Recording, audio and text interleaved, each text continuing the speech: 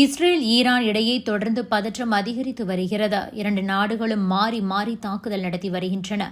இதற்கிடையே ஈரானுக்கு ஆதரவாக இஸ்ரேல் மீது அணு ஆயுத தாக்குதலை நடத்தப் போவதாக பாகிஸ்தான் உறுதியளித்திருப்பதாக ஈரான் சொல்லியிருக்கிறது. ஆனால் உடனடியாக பாகிஸ்தான் அதற்கு மறுப்பு தெரிவித்திருக்கிறது. அது பற்றி பார்க்கலாம். அணு ஆயுதம் தொடர்பாக அமெரிக்கா ஈரான் இடையே நடந்த பேச்சுவார்த்தையில் உடன்பாடு எட்டப்படவில்லை. இந்த சூழலில் திடீரென ஈரான் மீது இஸ்ரேல் தாக்குதலை ஆரம்பித்தது. முதலில் ஈரானின் அணுசக்தி நிலையங்கள், அணு ஆயுத விஞ்ஞானிகள் மீது இஸ்ரேல் தாக்குதல் நடத்தியது. இதற்கு பதிலடியாக ஈரானும் பெரிய ட்ரோன் தாக்குதலை நடத்தியது. இதனால் மத்திய கிழக்கில் பதற்றம் அதிகமாக உள்ளது. இதற்கிடையே அணு ஆயுதங்கள் தொடர்பாக பாகிஸ்தான் அதிகாரிகள் கூறியதாக ஒரு தகவல் பரவியது. மத்திய கிழக்கில் பதட்டமான சூழல் நிலவி வரும் நிலையில் ஈரான் மீது இஸ்ரேல் அணுகுண்டு வீசினால் அதற்கு பதிலடியாக இஸ்ரேல் மீது பாகிஸ்தான் அணு ஆயுத தாக்குதல் நடத்தும் என்று ஈரான் ராணுவ அதிகாரி ஒருவர் தெரிவித்ததாக கூறப்படுகிறது.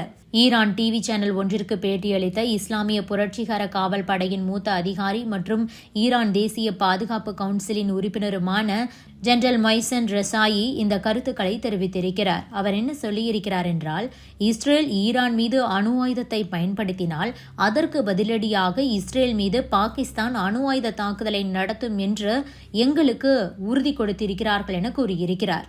இது பரபரப்பை கிளப்பியிருக்கிறது. இதுவரை இஸ்ரேல் ஈரான் இடையே மட்டும்தான் மோதல் நடக்கிறது. இரண்டு நாடுகளும் தான் மாறி மாறி தாக்கிக் கொள்கிறார்கள். அமெரிக்கா இஸ்ரேலுக்கு ஆதரவு கொடுத்தாலும் கூட இதுவரை நேரடியாக இந்த தாக்குதலில் ஈடுபடவில்லை. இதனால் இரண்டு நாடுகளிடையே தான் மோதல் நடந்து கொண்டிருக்கிறது. இந்த சூழலில் இஸ்ரேல் மீது தாக்குதல் நடத்த, அதுவும் அணு ஆயுத தாக்குதல் நடத்த ரெடியாக இருப்பதாக பாகிஸ்தான் கூறியதாக வெளியான ஒரு தகவல் தான் பதற்றத்தை அதிகரித்துள்ளது.